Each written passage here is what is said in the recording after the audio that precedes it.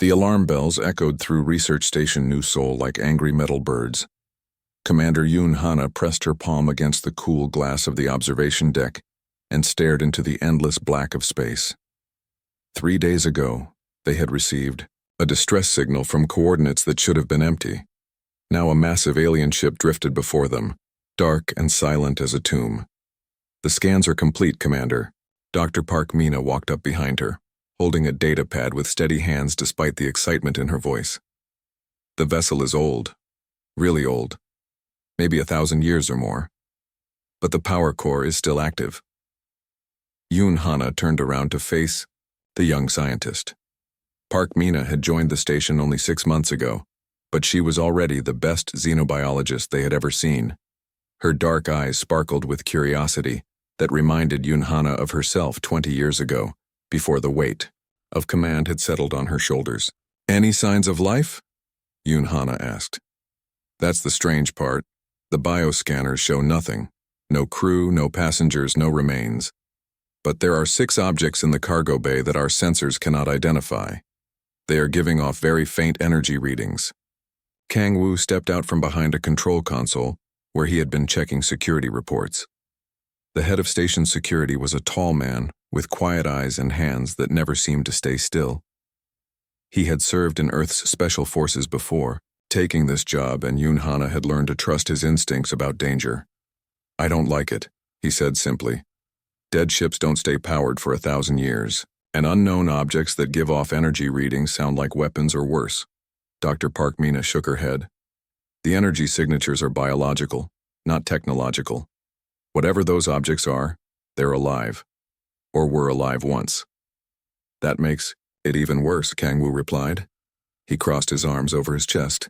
"We should report this to Fleet Command and wait for a proper military investigation team."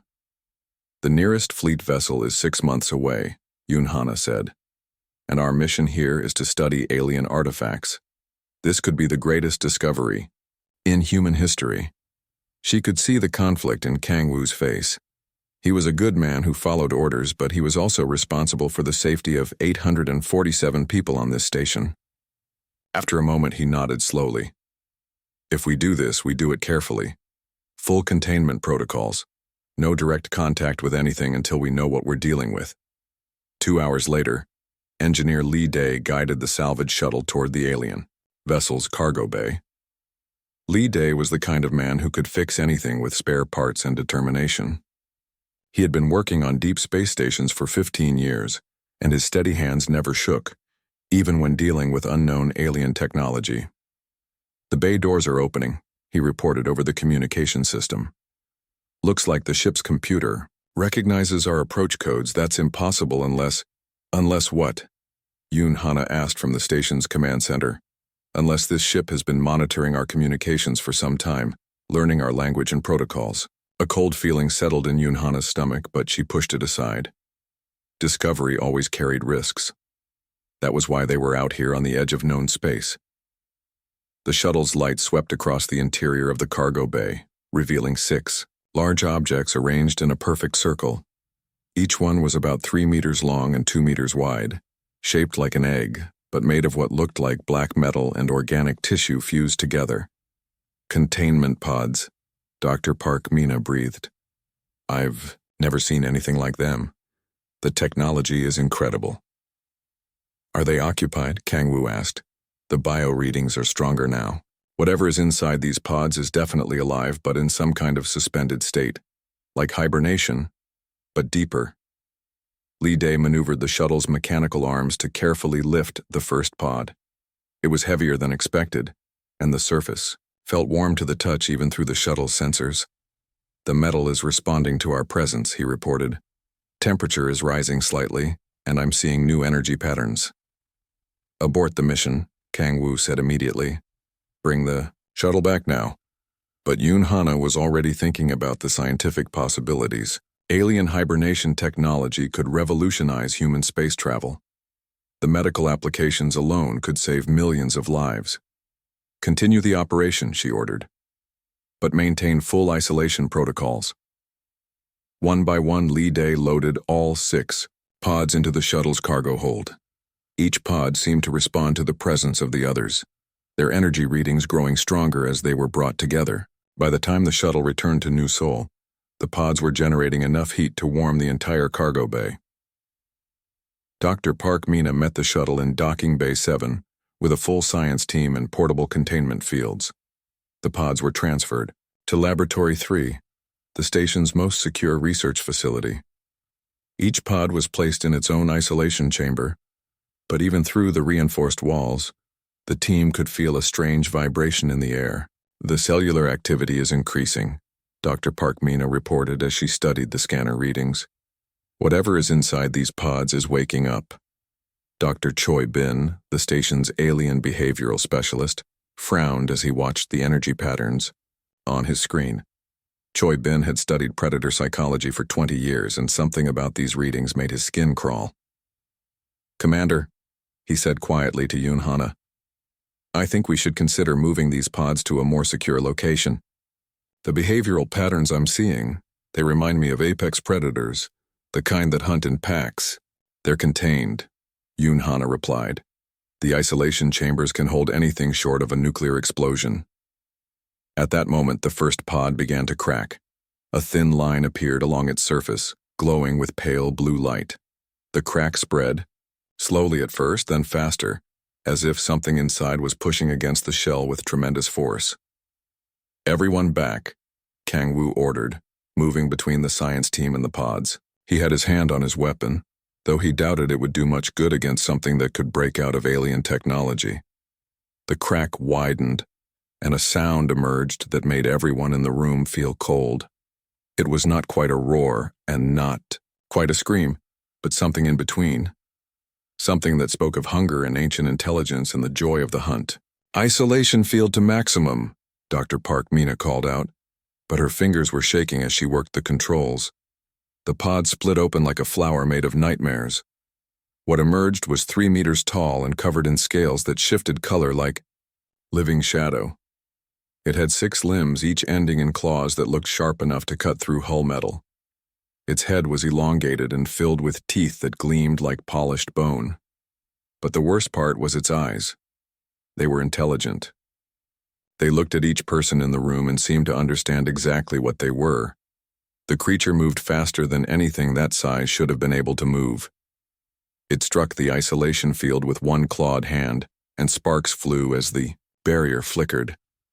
"The field is failing," someone shouted. Kang Woo was already moving, pushing Dr. Park Mina toward the exit as he drew his plasma pistol. "Evacuate the laboratory, now." The isolation field collapsed with a sound like breaking glass. The creature stepped into the room and tilted its head as it studied the humans. For a moment, everything was perfectly quiet. Then it opened its mouth and made that terrible sound again, and 2 of the other pods began to crack. "Run," Kang Woo said quietly. The creature killed Dr. Hayes and Technician Kim before anyone could move. Its claws went through their bodies like they were made of paper. Then it looked directly at Kang Woo and made a sound that might have been laughter. The emergency alarms began to wail as the creature melted into the shadows of the laboratory's ceiling, disappearing from sight, but not from the growing sense of terror that filled every corner of Research Station New Seoul. In her command, Center Commander Yoon Hana stared at the security monitors and realized that they had not made a great discovery. They had made a terrible mistake. Kang Woo ran through the corridors of New Seoul with his plasma pistol in one hand and a communication device in the other. Behind him, the screams from Laboratory 3 had stopped, which somehow made everything worse. The silence meant the creatures were no longer killing. They were planning. "All security teams to stations," he spoke into his communicator. "We have a code black situation. 6 hostile alien life forms are loose on the station. They are extremely dangerous and intelligent. Do not engage alone." The response came from Security Chief Park Jun, who was stationed in Sector 5.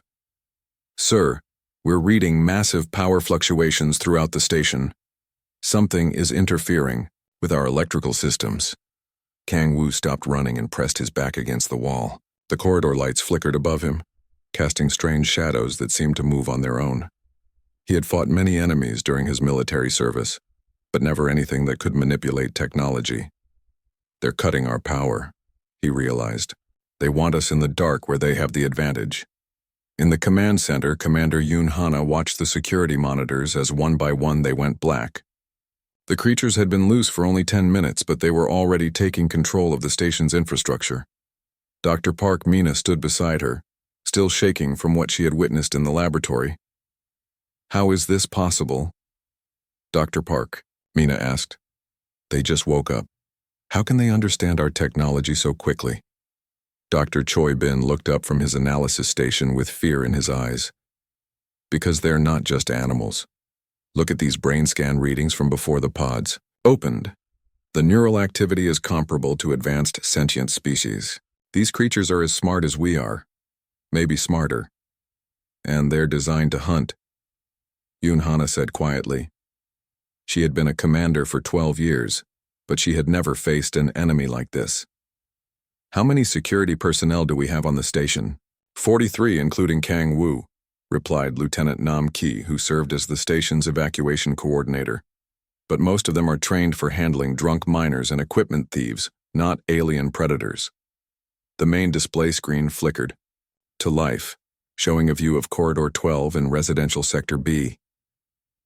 A figure moved through the shadows, barely visible even with enhanced imaging. It was one of the creatures moving with perfect silence through the station's ventilation system. It's hunting, Dr. Choi Bin said. See how it stops to test the air. It's following scent trails, learning the layout, identifying prey. As they watched, the creature drop down from a ceiling vent directly behind Engineer Song Min, who was trying to restore power to the residential section. Song Min never had a chance to scream. 42 security personnel, Nam Ki corrected grimly. Kang Woo reached Engineering Section C, where Lee Dae was working frantically at a control panel. The older engineer's face was covered with sweat as he tried to reroute power around the damaged systems. Can you restore full power? Kang Woo asked. Not while those things are tearing apart the primary conduits, Lee Dae replied. But I can give you localized power in small sections. The problem is that every time I restore power somewhere, they seem to know about it immediately and shut it down. They're learning our systems, Kang Woo said. We need to think of them as intelligent enemies, not wild animals. A sound echoed through the engineering section, like metal being torn apart. Both men grabbed their weapons and moved toward the sound. They found Security Officer Yoon Tae lying in a pool of blood near the fusion core access panel.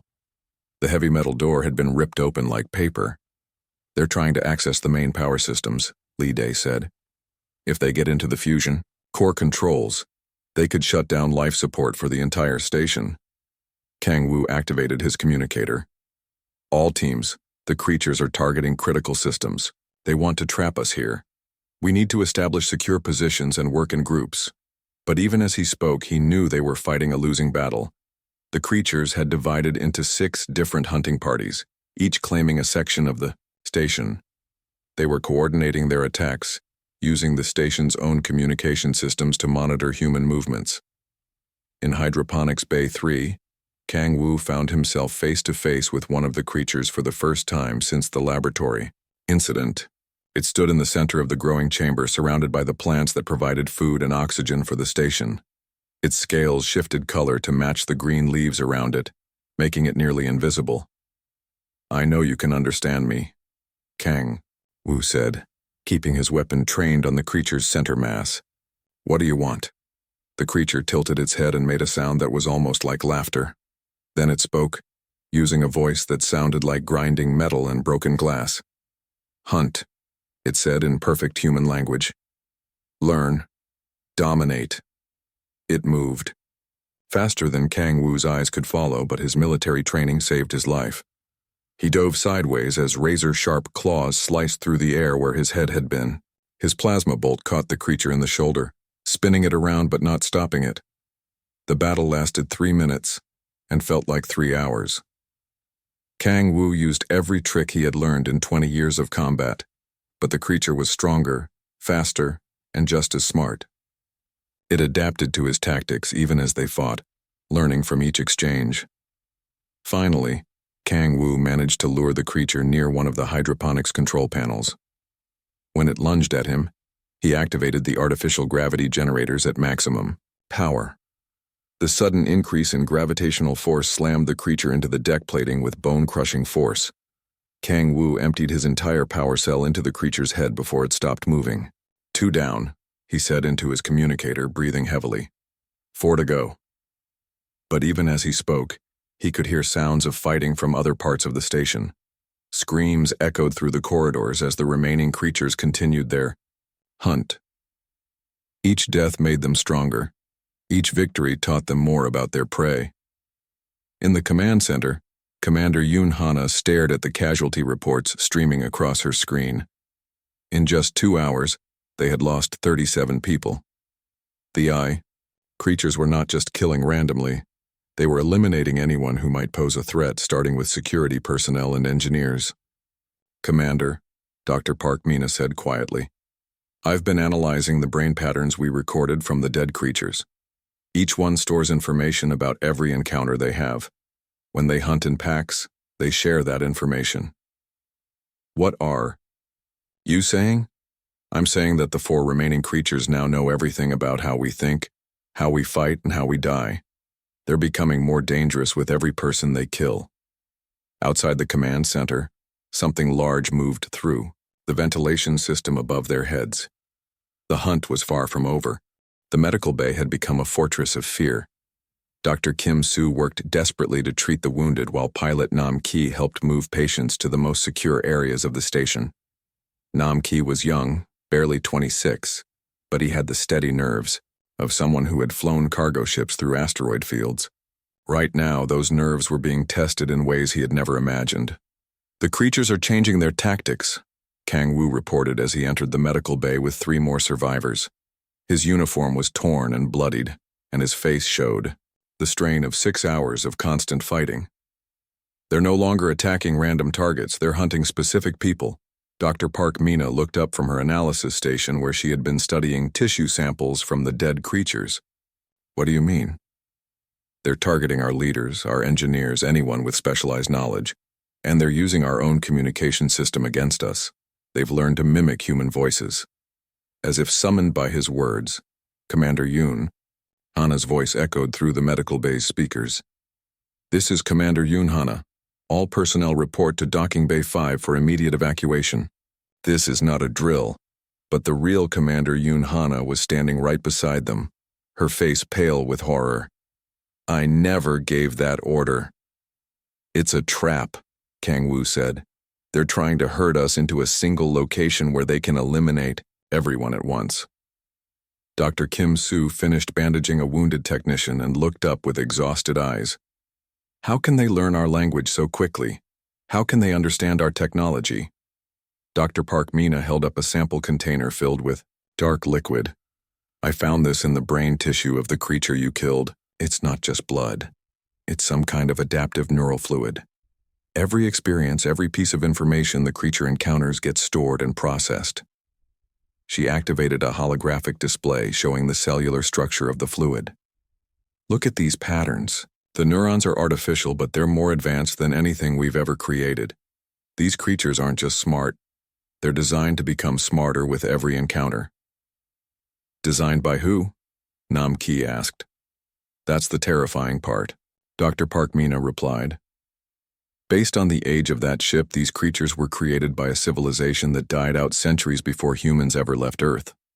We're fighting weapons built by a species that was already extinct when we were discovering fire. The lights in the medical bay flickered and went out, plunging them into darkness. Emergency power kicked in a moment later, but the brief blackout was enough to remind everyone how vulnerable they were. They're testing our responses, Kang Wu said. Learning how we react to different situations. Engineer Lee Day's voice came through their personal communicators. I've got bad news. The creatures have damaged the main shuttle bay. All evacuation craft have been sabotaged. They don't want anyone leaving this station. Can you repair the shuttles? Commander Yoon Hana asked. Maybe 1 or 2, but it would take hours. And the creatures seem to know whenever I start working on critical systems. It's like they can sense technological activity. Nam Ki stepped forward. I can get people off the station in the cargo pods if necessary. They're not designed for human transport, but it's better than staying here. No, Kang Wu said firmly. That's what they want.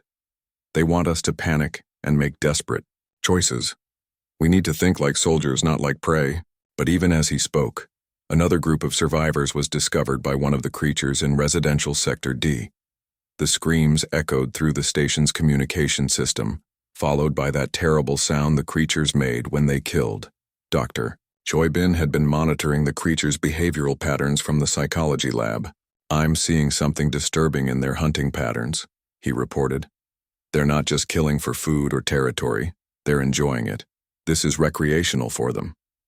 Commander Yoon Hana made one of the hardest decisions of her career. We're going to seal off sections of the station. Anyone trapped in sectors E, F, and G will have to be sacrificed to save the rest. Commander, there are over 100 people in those sectors, Nam Ki protested. And there are 300 people in the sectors we can still protect, she replied. I won't let perfect become the enemy of good. Kang Wu understood the logic, but it still felt like failure. He activated the emergency bulkhead controls, sealing off the compromised sections. The screams from those areas continued for another hour before falling silent. The creatures have learned to coordinate their attacks, Dr. Choi Bin reported. They're sharing information in real time. What one learns, they all learn instantly. This became clear when Kang Wu encountered another creature in Cargo Bay 7.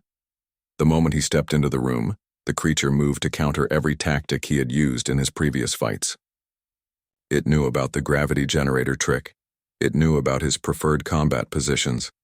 It even knew that he favored shots to the center mass. The fight was more difficult than the first one, but Kang Wu had learned too. He had studied the creatures' movement patterns and found weaknesses in their adaptive armor. More importantly, he had realized that their intelligence made them predictable in some ways. They always chose the most efficient solution to a problem, so Kang Wu chose the most inefficient solution. Instead of fighting the creature directly, he led it on a chase through the cargo bay's maze of storage containers. He made deliberately poor tactical choices, wasted ammunition on purpose, and acted like a panicked civilian instead of a trained soldier. The creature adapted to fight against a panicked civilian, lowering its guard and becoming overconfident. When it finally cornered him near the station's fusion core chamber, Kang Wu suddenly switched back to professional military tactics. The creature couldn't adapt fast enough to the sudden change. Kang Wu used the chamber's radiation and heat to weaken it, then finished it off with a makeshift plasma cutter he had built from spare parts. 3 down, 3 to go, he reported, but his voice carried less confidence than before. Each fight was harder than the last. The remaining creatures were learning not just from their own experiences, but from the experiences of their dead packmates. Dr. Park Mina's analysis confirmed his fears. The neural fluid in these creatures is connected somehow. Even after death, their memories remain accessible to the survivors. They're not just individuals, they're parts of a collective intelligence. What does that mean for us? Commander Yoon Hana asked. It means the 3 remaining creatures now have the combined knowledge and experience of all 6 original creatures. They know everything we know about fighting them. In the silence that followed her words, everyone in the medical bay understood that the worst was yet to come. The creatures had been learning about humanity for 8 hours. Now they were ready to put that education to use. The central hub of Research Station New Seoul had become a prison. The 3 remaining creatures had stopped their random hunting and were now herding the survivors like sheep toward the station's most defensible position. Kang Wu realized with growing horror that this was exactly what the creatures wanted. They're not trying to kill us anymore, he told Commander Yoon Hana as they watched the security monitors. They're collecting us. 115 people remained alive on the station. They had gathered in the central hub's multiple levels, thinking the reinforced walls and multiple exit routes would give them an advantage. Instead, they had walked into a trap. Dr. Choi Bin studied the creature's movement patterns on his portable scanner. This is sophisticated psychological warfare. They understand that humans are social creatures who group together when threatened. They're using our own instincts against us. The psychological warfare began in earnest when the station's communication system activated with a familiar voice. "Please help me." It was Dr. Hayes, one of the first people killed in Laboratory 3. "I'm trapped in Storage Bay 9. The creatures are gone. It's safe here." But Dr. Hayes was dead. They had all seen his body torn apart by claws that could cut through metal. "They're using the voices of the dead," Dr. Park Mina whispered. "How is that possible?" Dr. Choi Bin's face had gone pale. "The neural fluid. It doesn't just store tactical information. It stores memories, personality patterns, speech patterns. They're not just mimicking voices, they're recreating the consciousness of people they've killed." The voice of engineer Song Min came through the speakers next, pleading for rescue from a section of the station they knew was completely destroyed. Then came technician Kim, begging her friends to come find her in the hydroponics bay. "Turn off the communication system," Commander Yoon Hana ordered. "I can't," Lee Dae replied from his engineering station. "They've taken control of the primary systems. The voices are being broadcast directly through the neural network." Young Nam Ki put his hands over his ears, but the voices seemed to come from inside his head. "Make it stop," he pleaded. "They sound so real." "Because part of them is real," Dr. Choi Bin explained. "The creatures have absorbed the memories and personalities of everyone they've killed. In a way, those people are still alive inside the creatures' minds." This revelation broke something inside several of the survivors. Security Officer Park Jun began talking to his dead wife through the communication system, convinced she was really calling to him. Two technicians ran screaming toward the exit, trying to reach friends whose voices promised safety in areas everyone knew were death traps. Kang Woo had to physically restrain them. "Listen to me," he said to everyone in the hub. "Those are not your friends. Those are echoes. Memories being used as weapons against us. The people you knew are dead. Don't let their memory be used to kill you too." But the psychological pressure was having its intended effect. Commander Yoon Hana was making increasingly desperate decisions, ordering security sweeps of areas they knew were compromised. The command structure was beginning to break down. "I can't do this anymore," she whispered to Kang Woo. "I've lost over 700 people. 700 people under my command are dead because I decided to investigate that ship." "You couldn't have known," Kang Woo replied. But he could see the guilt eating away at her like acid. The creatures revealed their true intelligence when they began manipulating the station's environmental systems. They raised the temperature in some sections and lowered it in others, forcing people to move toward areas where the creatures waited. They altered the oxygen mixture in certain corridors, making people dizzy and disoriented. "They're not just using our technology," Lee Dae reported with amazement and terror. "They're improving it. Look at these modifications to the life support systems. I couldn't have designed better efficiency improvements myself." Dr. Park Mina made a discovery that chilled everyone to the bone. "I've been analyzing the genetic structure of the creatures. They're not just weapons. They're archives.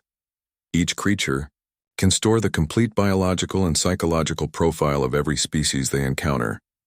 "What does that mean?" Nam Ki asked. "It means that if even one of these creatures escapes this station, it will carry detailed information about human biology, psychology, technology, and tactics to whoever created them. We won't just be dead. We'll be studied, cataloged, and replicated." The stakes had just become higher than anyone imagined. Kang Woo began planning a desperate assault on the creatures' positions, but he was interrupted by Engineer Lee Dae's announcement. "I'm going to restore power to the main shuttle bay. It's our only chance to get some people off this station." "That's suicide," Kang Woo said. "The moment you activate those systems, the creatures will know." "I know," Lee Dae replied with calm acceptance. "But someone has to try. My daughter is on New Titan Colony. If these things get loose in the galaxy, she'll be in danger."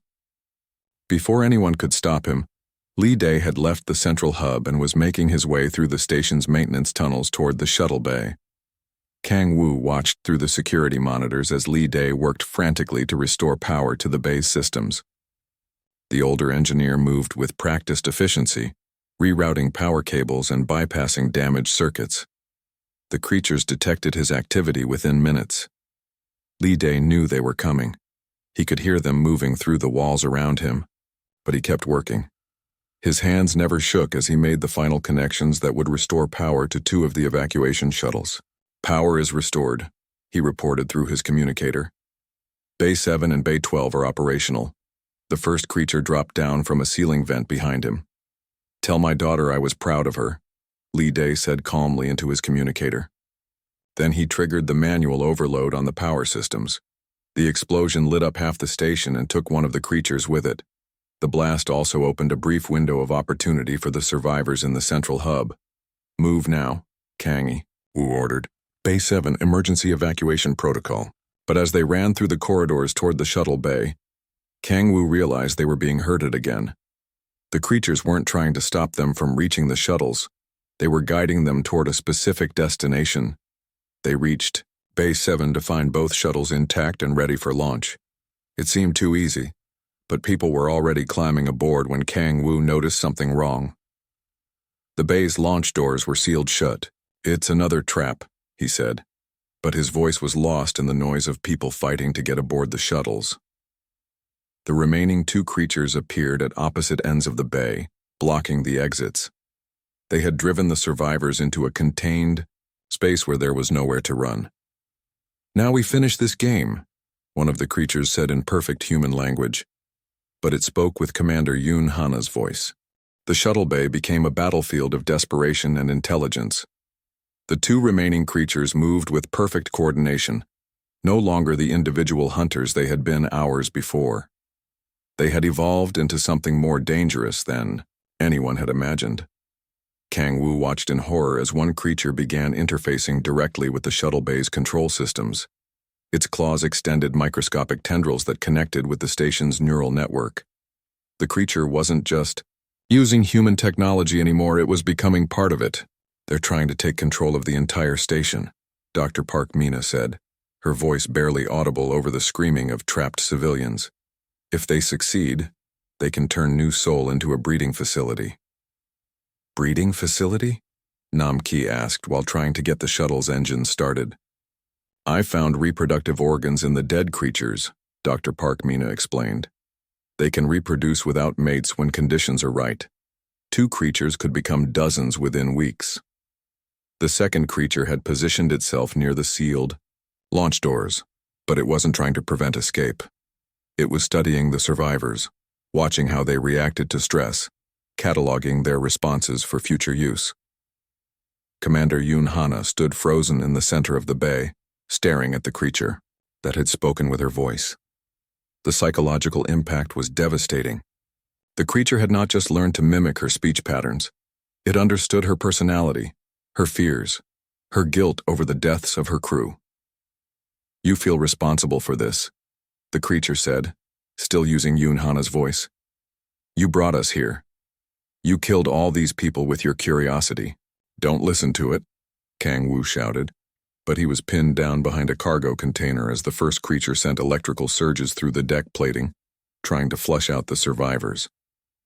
"I can end their suffering," the creature continued, speaking directly to Yoon Hana. "Submit to us and we will make their deaths quick." For a moment it looked like Yoon Hana might actually consider the offer. The weight of command, the guilt and the horror of the situation had pushed her to her breaking point. But then she saw Nam Ki trying desperately to start the shuttle engines while children cried in fear behind him. She saw Dr. Park Mina working frantically to find some scientific solution to their nightmare. She saw Kang Wu, bleeding from multiple wounds, still fighting to protect people he barely knew. "I made a mistake," Yoon Hana said quietly. "But I'm still the commander of this station." She pulled the manual release lever for the shuttle bay's emergency systems. The launch doors began to open, but slowly. Too slowly. The first creature abandoned its interface with the station's systems and moved toward Yoon Hana, with deadly intent. But Kang Wu was already moving, intercepting the creature with a makeshift explosive device he had constructed from shuttle fuel cells.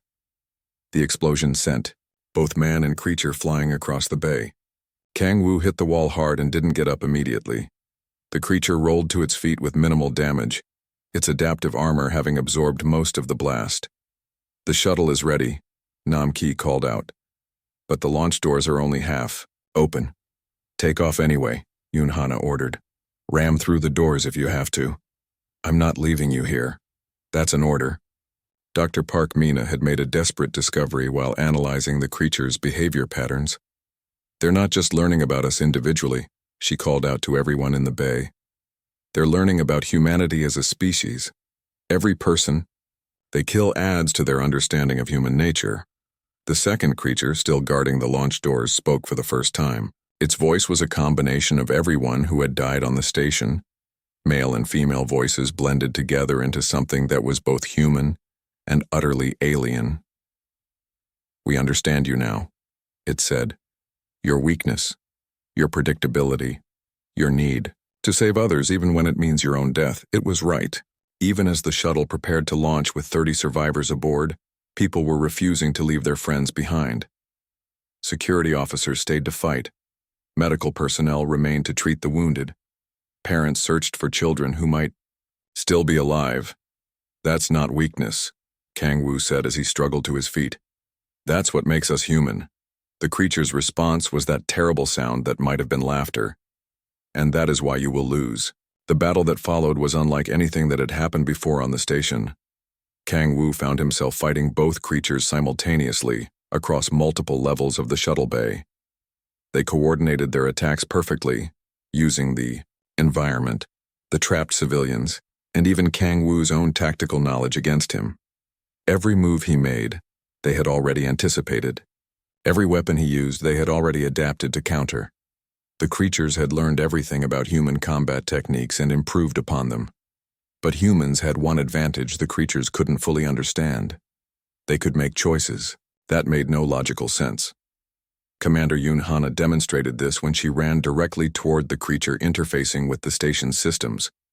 It was the most tactically unsound thing she could do, but it caught the creature completely off guard. She didn't try to fight it. Instead, she wrapped her arms around its interface tendrils and activated the emergency reactor overload sequence. "Manual command override," she spoke clearly into the station's neural network. "Commander authorization Yunhana 77 Alpha. Initiate reactor core destabilization in 60 seconds. The creature tried to stop the sequence, but Yunhana held onto its interface connections with desperate strength. The neural feedback was killing her, but it also prevented the creature from accessing the station's systems. "Evacuation shuttle. Launch now," she ordered with her dying breath. Namki didn't hesitate. The shuttle's engines fired at full power, smashing through the half-open launch doors and carrying 30 survivors to safety. The first creature died with Commander Yunhana in the reactor overload, both consumed by the controlled explosion that damaged the station's life support systems but didn't destroy the entire structure. Kang Wu found himself alone with the last creature in the wreckage of the shuttle bay. Around them, the station groaned and shook as damaged systems failed. One by one, emergency power flickered on and off, creating a strobing light show that made everything seem unreal. "Now it is just you and me," the creature said, using Kang Wu's own voice to speak the words. The last human and the perfect predator. It had learned everything there was to know about Kang Wu, his fighting style, his psychology, his training, his fears. It knew him better than he knew himself. "Let's finish this," Kang Wu replied, raising his weapon for what he knew would be the final fight of his life. The creature smiled with a mouth full of borrowed human expressions. "Yes, let us see what makes humans think they deserve to survive in this galaxy." The observation deck of Research Station New Seoul offered a perfect view of the endless stars beyond, but Kang Wu had no attention for the beauty of space.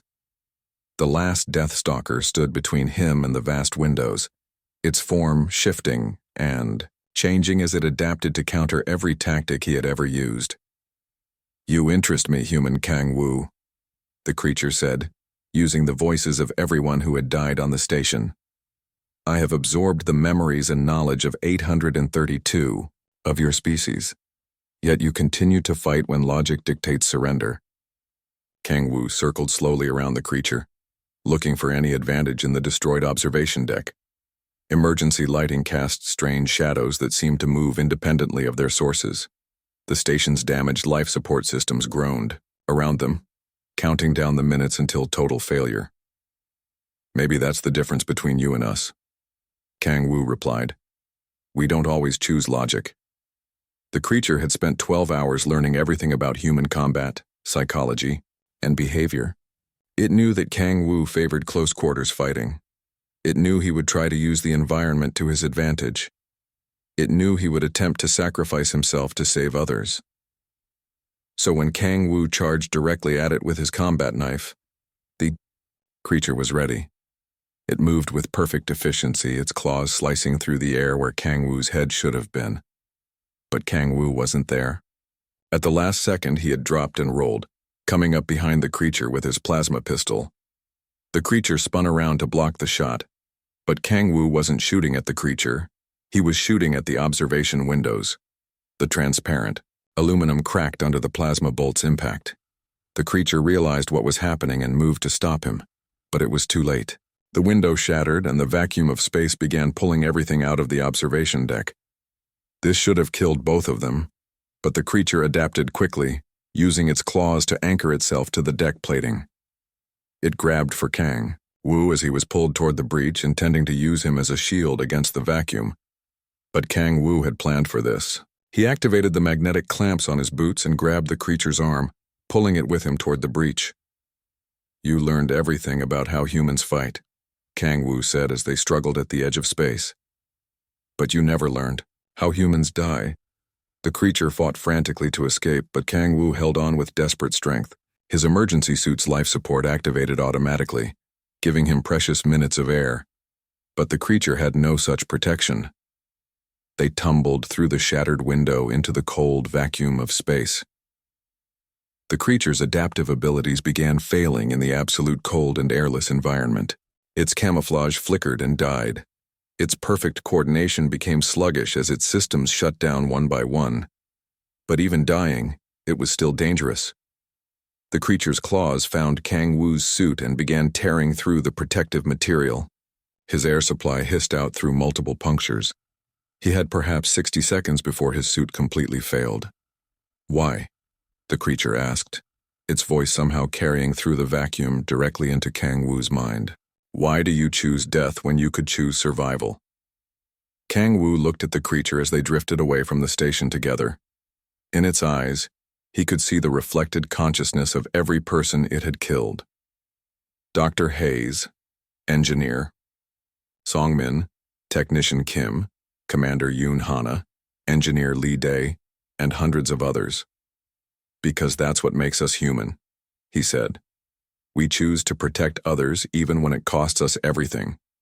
The creature's adaptive intelligence tried to understand this concept, but it couldn't. Its programming was based on survival, efficiency, and domination. The idea of voluntary sacrifice was beyond its comprehension. That incomprehension was what killed it. As they drifted toward the station's solar array, the creature continued trying to adapt to concepts it couldn't grasp. Its neural systems overloaded, trying to process the paradox of intelligent beings who chose death over life. The electrical feedback from the solar array finished what the vacuum had started. The creature's body convulsed once and then went still, its perfect killing machine finally silenced. Kang Wu's suit failed 30 seconds later. He drifted in the cold darkness, watching the lights of Research Station New Seoul grow dimmer as he floated away. His breathing was shallow now, his vision starting to fade at the edges. But he could see the evacuation shuttle in the distance, carrying 30 survivors to safety. Nam Ki had managed to get them clear of the station and was now heading toward the nearest inhabited system. Dr. Park Mina would survive to warn the galaxy about the Death Stalkers. The children aboard the shuttle would grow up knowing that sometimes ordinary people could do extraordinary things. The crew would carry the story of what happened on New Seoul to every corner of human space. Kang Wu smiled as his consciousness began to fade. He had kept his promise to protect the people under his care. A bright light suddenly filled his vision, but it wasn't the light of dying. It was the searchlight of a rescue ship. "This is Captain Lee Hyo of the merchant vessel Busan Dream," a voice crackled through his emergency communicator. We received your distress signal 3 days ago. Hold on, we're bringing you aboard. Strong hands pulled him through an airlock into warmth and light and breathable air.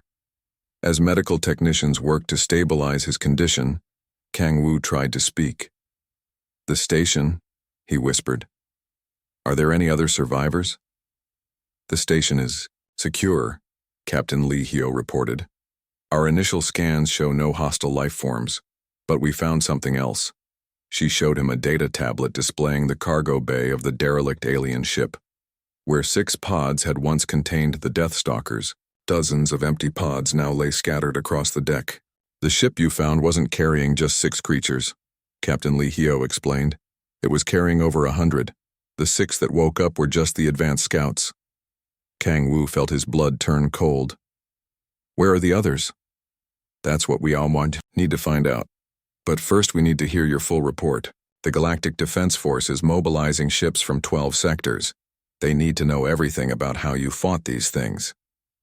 6 weeks later, Kang Wu stood before a joint session of the Human Colonial Council and the Galactic Defense Committee.